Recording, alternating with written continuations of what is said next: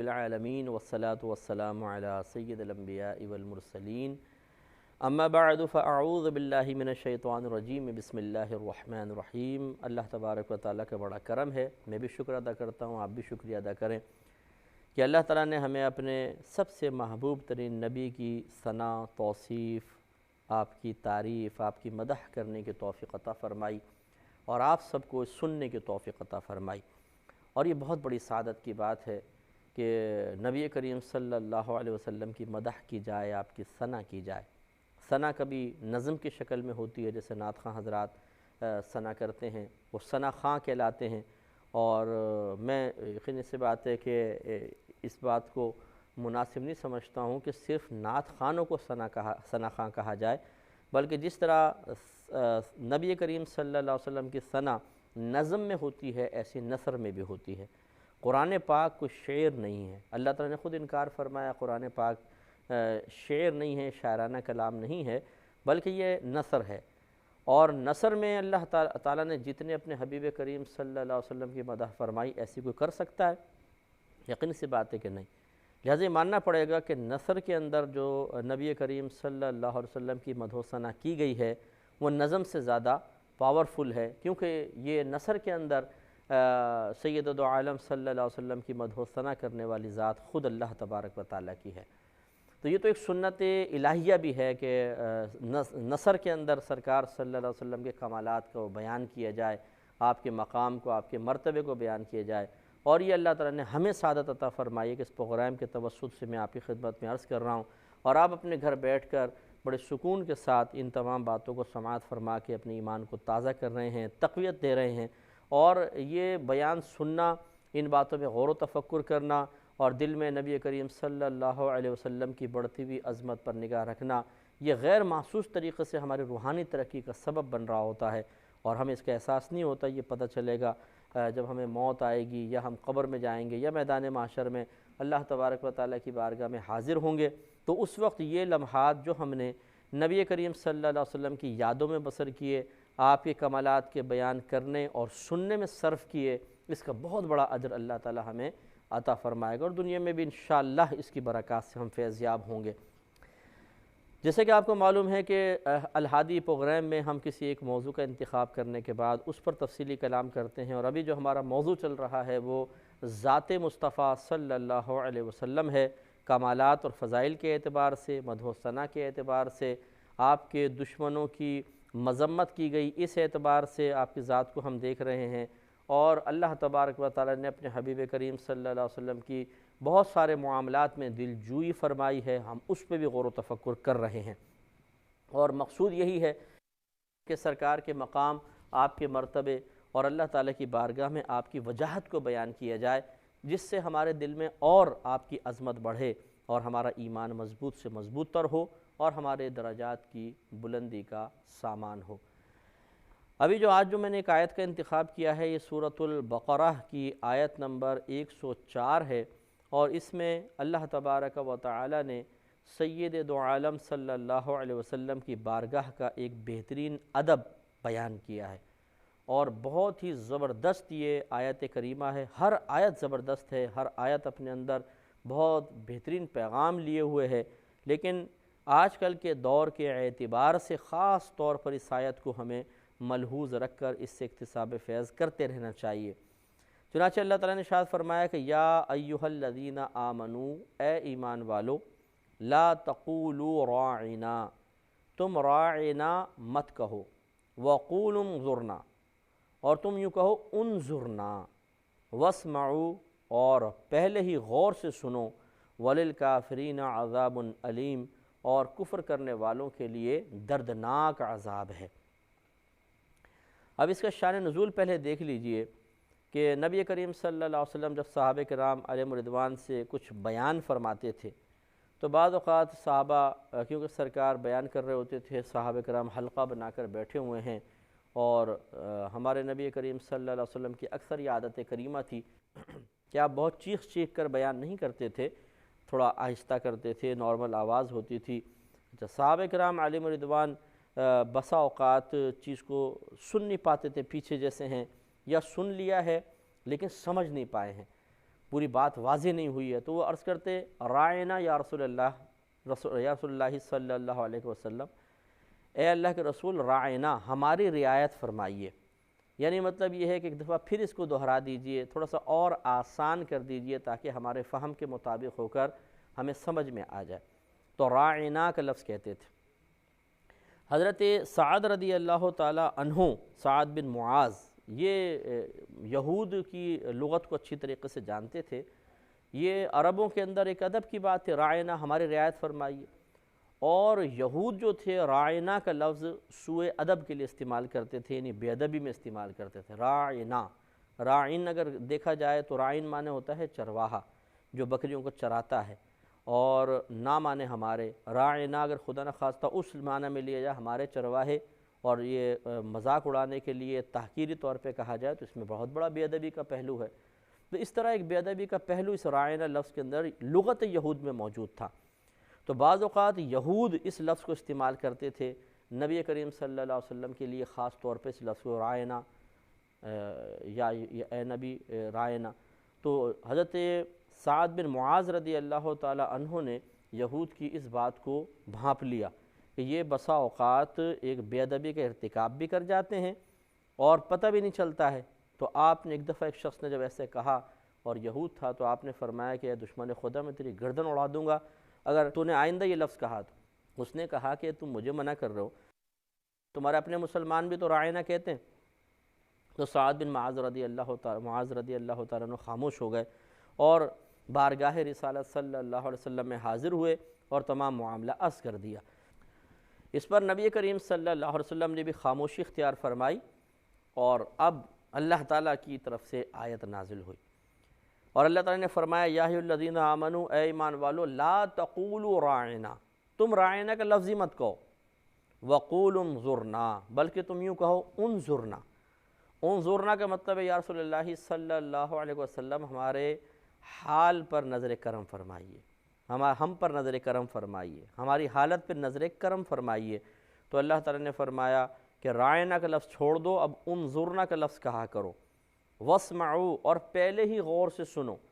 مطلب اللہ تعالیٰ کے کہنے کا مقصود یہ ہے کہ تمہیں رائنا یا انظرنا کہنے کی ضرورت بھی کیوں پیش آئے؟ اگر تم اپنی توجہ مکمل اس طرف نہیں رکھو گے تو اس وقت تمہیں کہنے کی ضرورت پیش آئے گی۔ تم پہلے ہی غور سے سنو کہ تمہیں یہ لفظ کہنے کی ضرورت ہی پیش نہ آئے۔ وَلِلْكَافِرِينَ عَذَابٌ أَلِيمٌ، اور کفر کرنے والوں کے لیے دردناک عذاب ہے۔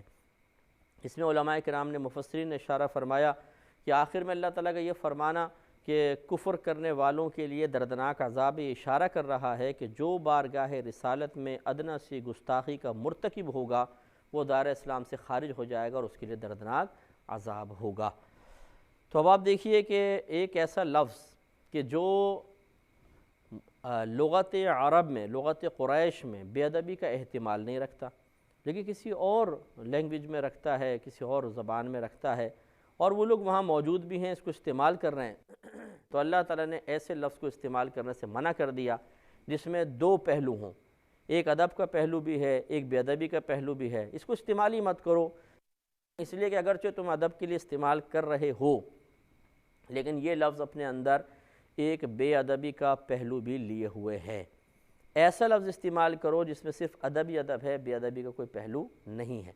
تو قیامت تک کے لیے اللہ تعالیٰ نے گویا کہ ہمیں ایک پیغام دے دیا کہ یہ وہ بارگاہ ہے جس میں لفظوں کا انتخاب بھی بہت احتیاط کے ساتھ کیا جائے۔ ذرا بھی اگر ایک لفظ غلط استعمال کر لیا تو دائرہ اسلام سے خارج ہو سکتے ہیں، کافر ہو سکتے ہیں، اور کافر اس طرح سے ہو گئے بے ادبی کر کے، گستاخی کر کے، تو دردناک عذاب ہے۔ لہٰذا اسی لیے فقہاء نے بہت کلام کیا ہے اور بڑے الفاظ لکھے ہیں کہ کوئی بھی نبی کریم صلی اللہ علیہ وسلم کے لیے بے ادبی کے اور تحقیر کے الفاظ استعمال نہ کرے قیامت تک کے لیے۔ اور یہ دیکھیں عرف پر محمول ہوتا ہے، بعض عرف ایسے ہوتے ہیں کہ جس میں کوئی کلمہ کسی کے لیے استعمال کرنا کوئی ایسا برا نہیں سمجھا جاتا، لیکن دوسرے عرف میں برا سمجھا جاتا ہے۔ جیسے مطلب بعض گاؤں کے اندر یہ دیکھا گیا ہے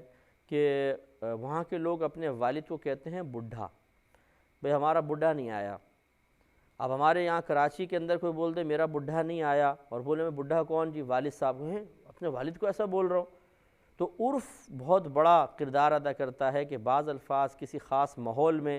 بالکل بے ادبی تصور نہیں کیے جاتے، لیکن دوسرے ماحول میں بہت بڑی بے ادبی تصور کیے جاتے ہیں۔ اسی طریقے سے بعض کلمات کسی ماحول میں بے ادبی ہیں اور دوسرے مقام پر ادب ہیں۔ تو نبی کریم صلی اللہ علیہ وسلم کا ذکر مبارکہ جس بھی ماحول میں ہو رہا ہے، سب سے پہلے تو یہ دیکھا جائے گا کہ جو الفاظ ادا کر رہے ہیں کیا ان کی صراحتاً ممانعت قرآن یا حدیث میں تو نہیں آ گئی؟ اگر آ گئی تو کیسا بھی عرف ہو، کیسا بھی ماحول ہو، وہ تو استعمال ہم کر ہی نہیں سکتے ہیں۔ دوسرا پھر آتا ہے کہ قرآن و حدیث کی براہ راست تعلیم نہیں ہے تو پھر ہمارا عرف ہوتا ہے، پھر ماحول ہوتا ہے۔ پھر یہ دیکھا جائے گا کہ وہ الفاظ صرف استعمال کریں گے جو اس ماحول میں ادب والے الفاظ ہیں، ان میں بے ادبی کے کوئی شائبہ بھی نہیں ہے۔ اور اس میں یہ نہیں کہ پورے ورلڈ کو آپ کھنگال لیں کہ بھئی یہ لفظ کہیں پوری دنیا کے اندر غلط استعمال تو نہیں ہوتا پھر ہم استعمال کریں، تو یہ تو بڑی تکلیف کی بات ہو جائے گی اور بہت بڑا حرج ہے اس کے اندر۔ کم از کم آپ جس ماحول میں بیٹھے ہوئے ہیں اس ماحول میں نبی کریم صلی اللہ علیہ وسلم کے لیے استعمال ہونے والے الفاظ بہت ہی احتیاط کے ساتھ لیے جائیں گے۔ مثلا آپ ایک شہر میں ہیں، آپ ایک خاندان میں ہیں، ایک برادری میں ہیں، ایک محلے میں ہیں، تو وہاں پر جو اطراف میں الفاظ استعمال ہوتے ہیں ان کا بڑا لحاظ رکھنا ہوگا۔ تو اگر اس کے علاوہ بعض ایسے الفاظ ہوتے ہیں جن کے معانی صحیح طریقے سے لوگ نہیں جانتے ہیں۔ اردو کے بعض ایسے الفاظ بڑے ثقیل قسم کے ہوتے ہیں اور بڑے مشکل معانی ہوتے ہیں، اور بعض اوقات ایسا ہوتا ہے کہ خاص ماحول میں، خاص اسلوب میں، خاص گفتگو چل رہی ہو اس میں استعمال کریں تو بہت اچھی بات ہے، لیکن دوسرے میں استعمال کر لیں تو عجیب سا ہوتا ہے۔ جیسے مثال کے طور پہ میں اس سے ہٹ کر ایک بات عرض کر رہا ہوں، جیسے ایک رشتہ ہے سالہ، تو بہن کے بھائی کو، زوجہ کے بھائی کو سالہ کہتے ہیں۔ اب ہمارے ہاں بعض اوقات اس کو بطور گالی بھی استعمال کیا جاتا ہے۔ تو اگر ایک ایسے گفتگو چل رہی ہے اور رشتوں بتا رہے ہیں، تعارف کرا رہے ہیں، بھئی یہ کون جی، ہمارے یہ سالے صاحب ہیں، یہ ہماری سالے صاحب ہیں، یہ ساس ہیں، سسر ہیں، اس میں کوئی برا نہیں لگے گا۔ لیکن ویسے اگر آپ باہر کہیں سالہ تو یہ گالی سی محسوس ہوتی ہے، جی گالی دے رہے ہیں، اور اس پہ تو جھگڑے شروع ہو جاتے ہیں۔ تو معلوم ہوا کہ دیکھیں ایک لفظ ایک خاص ماحول میں استعمال ہو تو ادب ہے، دوسرے ماحول میں استعمال ہو جائے، ذرا سچویشن بدل جائے تو بے ادبی۔ تو یہ بھی بہت زیادہ ضروری ہے کہ آپ کے لیے نبی کریم صلی اللہ علیہ وسلم کے لیے استعمال کیے جانے والے لفظ کو دیکھا جائے کس سچویشن میں استعمال ہو رہا ہے اور کیا اطراف کی صورتحال ہے، کیا ماحول ہے، تب اس کو استعمال کر سکتے ہیں، ویسے نہیں کر سکتے ہیں۔ تو اس سے معلوم ہوا کہ دیکھیں اللہ تعالیٰ کی بارگاہ میں سید دو عالم صلی اللہ علیہ وسلم کے لیے استعمال کیے جانے والے الفاظ کی بھی بڑی اہمیت ہے، چناؤ بڑا اعلیٰ ہونا چاہیے۔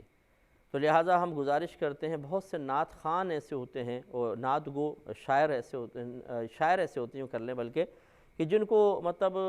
شوق ہوتا ہے نعتیں لکھنے کا، اور وہ رحمت کونین صلی اللہ علیہ وسلم کے لیے ایسے ایسے الفاظ استعمال کر لیتے ہیں جو مناسب نہیں ہیں۔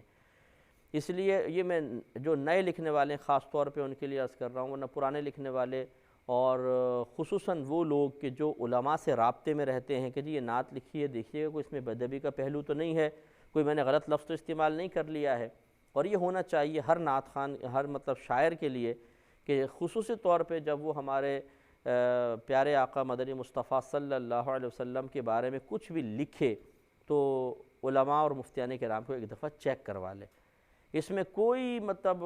آپ جھجک محسوس نہ کریں، کوفت محسوس نہ کریں، یار اب وہاں بھیجوں 4 دن میں واپس آئے گا، ارے کر لو یار، بالکل نہیں۔ اگر ذرہ برابر خدا نہ خواستہ غلط استعمال کسی لفظ کا ہو گیا، وَلِلْكَافِرِينَ عَذَابٌ أَلِيمٌ، اللہ نے فرمایا کہ کافروں کے لیے دردناک عذاب ہے۔ تو یہ ہو سکتا ہے کہ ہمیں وہ لفظ کا استعمال دائرہ اسلام سے خارج کر دے اور ہم تباہ و برباد ہو جائیں، اور پھر تباہ و برباد ہو جانے کے بعد پھر پچھتا رہے ہوں کہ کاش اب مجھے موقع مل جائے کہ پورا کا پورا دیوان اگر کئی سالوں کے لیے دینا پڑ جائے، دے کر انتظار کر لوں گا، لیکن بھئی لفظ نہیں لکھوں گا، پھر کیا فائدہ۔ تو اس لیے ایک تو طبع آزمائی ہر شخص نہ کرے۔ آج ہر شخص نے قلم اٹھا لیا ہے اور وہ نبی کریم کی مدح و ثنا لکھنے کے موڈ میں ہے، علم ہے نہیں، آداب صحیح طریقے سے سیکھے نہیں ہیں، اور اس میں پھر ہم نے دیکھا کہ بہت سارے شعراء کا کلام ایسا ہوتا ہے جو سطحی قسم کے شعراء ہوتے ہیں کہ بڑی بے ادبیوں پر مشتمل کلام ہوتا ہے، اور وہ بعض اوقات تو ایسے ایسے عقیدے بنا کے شعر کی شکل میں پیش کر دیتے ہیں جن کا اسلام سے کوئی تعلق نہیں ہے، کوئی بھی تعلق نہیں ہے، ہماری تعلیم شرع سے کوئی تعلق نہیں ہے، لیکن وہ لکھ دیتے ہیں اور پڑھنے والے اس کو پڑھ بھی دیتے ہیں، اور بیٹھی ہوئی عوام جب ایک شعر سنتی ہے، اس کے مضمون کو سنتی ہے، تو ان کو یہ نہیں پتہ ہوتا کہ اس کی شرعی حیثیت کیا ہے کیا نہیں، وہ اس کو قبول کر لیتے ہیں بعض اوقات، اور وہی ایک عقیدہ سا بن جاتا ہے، حالانکہ ایسا نہیں ہونا چاہیے۔ اس لیے ہم نے آپ سے عرض کیا کہ جتنے بھی ایسے کوئی ہمیں سن رہے ہوں بالفرض، ویسے تو سنتے نہیں ہیں بہت سے ایسے حضرات کہ جو اس ناراض ہو جاتے ہیں، بلکہ اصلاح قبول کرنا تو دور کی بات، ناراض ہو جاتے ہیں کہ جی اس قسم کی باتیں ہمارے بارے میں کیوں کہہ دی، اور یہ، حالانکہ ہم کسی کے بارے میں نہیں کہہ رہے، ہم تو اپنے نبی کریم صلی اللہ علیہ وسلم کی بارگاہ کے ادب کے سلسلے میں درخواست پیش کر رہے ہیں۔ تو ایسے کوئی بھائی سن رہے ہوں بہرحال، تو ہم اس امید پر کہ ہو سکتا ہے وہ ہماری بات قبول کر لیں، آپ لکھیں ضرور، لیکن اس کو چیک کروائیں، کسی اچھے عالم کو، کسی اچھے مفتی صاحب کو چیک کروا لیں، چیک کروانے کے بعد جب وہ یس کہہ دے کہ ہاں یہ بالکل اس کا مضمون، اس میں الفاظ جو استعمال کیے گئے ہیں عین شرع کے موافق ہیں، تو پھر آپ کسی کو پڑھنے کے لیے دیں۔ یہ نہ کریں کہ آپ نے فوراً لکھا اور لکھنے کے بعد یہ سوچا کہ کون کس کو چیک کرے، صحیح ہی ہوگا، اور فوراً کسی نعت خوان بھائی کو پکڑا دیا کہ یہ پڑھ دیجئے محفل کے اندر میرا کلام تاکہ ثواب جاریہ ہو جائے۔ انہوں نے پڑھنا شروع کر دیا اور اس میں پھر گرفت کے پہلو نکل آئے۔ تو اب یہ نہیں ہو سکتا کہ چلو جی پتہ چلا جی توبہ کر لیں گے، ہاں توبہ تو کرنی ہے، لیکن مسئلہ یہ ہے کہ پہلے وہ بے احتیاطی کیوں کی گئی کہ جس کی وجہ سے توبہ کرنے کا موقع ملا۔ آیت دیکھیے اللہ تعالیٰ نے کیا فرمایا کہ وَقُولُ انظُرْنَا وَاسْمَعُوا، اب تم رائنا نہیں کہو گے بلکہ انظرنا کا لفظ کہو، واسمعوا، اور پہلے ہی غور سے سنو کہ تمہیں کہنے کی ضرورت ہی نہ پڑے۔ یہ نفیس اشارہ ہے اس طرف کہ کوئی بے ادبی کا ارتکاب کر کے توبہ کرنے سے کہیں زیادہ بہتر ہے کہ وہ بے ادبی کا ارتکاب ہی نہ ہو۔ اس لیے کوشش کیجئے کہ اگر کسی نے منظومہ کلام اپنا لکھا ہوا ہے وہ بھی چیک کروا لیں، ایک دفعہ چیک ضرور کروا لیں، کیونکہ میری زندگی کا بڑا تجربہ ہے، مجھے 20-22 سال ہو گئے اس فیلڈ میں کام کرتے ہوئے، اور الحمدللہ میں خود نعتیں لکھتا ہوں، بہت نعتیں میں نے لکھی ہوئی ہیں، اگرچہ میں دیتا نہیں ہوں کسی نعت خوان کو، ایک الگ مسئلہ ہے، بہت نعتیں میں نے لکھی ہیں، اور میں یہ تمام چیک بھی کرتا رہا ہوں عرصے دراز سے کلام، اور ایسے سے کلام میرے سامنے آتے ہیں کہ سر پکڑ کے بیٹھ جائے آدمی کہ لکھ کیا دیا ہے۔ اس لیے برا مانے بغیر ایک دفعہ چیک کروا لیں، بہت اچھی بات ہے۔ اللہ تعالیٰ سے دعا ہے کہ رب کریم ہم سب کو جو کچھ ہم نے سنا اس پر عمل پیرا ہونے کی، اسے یاد رکھنے کی توفیق عطا فرمائے۔